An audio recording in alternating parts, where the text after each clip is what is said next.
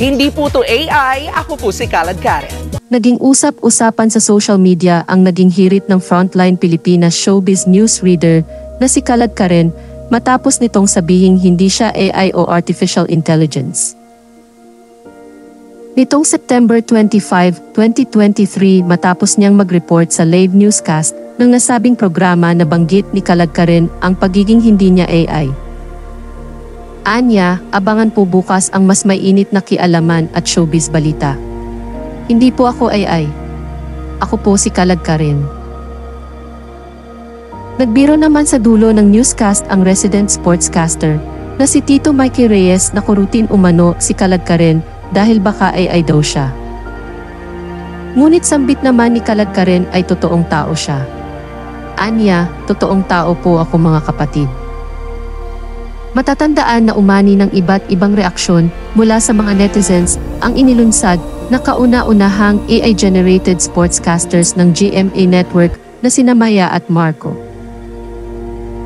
Ayon sa post ng GMA, together with our courtside reporters, Maya and Marco, the Philippines' first AI sportscasters, are here to bring you the latest updates from the world of sports.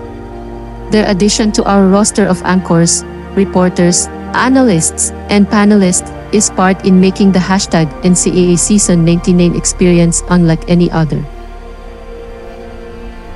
Saad ng ilang netizens ay tila bantaraw ito sa mga tunay na tao at journalist. So in the near future mawawala na rin ba ang mga news anchor?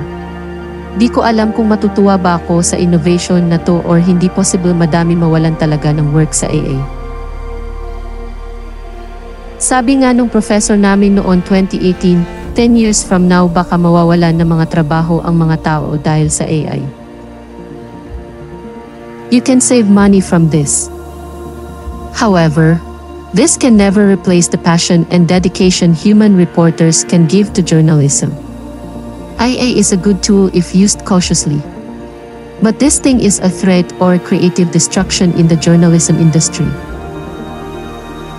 Ilan naman ang nagpahayag ng pagsuporta sa pagbabagong ito. Anila, we shouldn't be scared of change. This is great.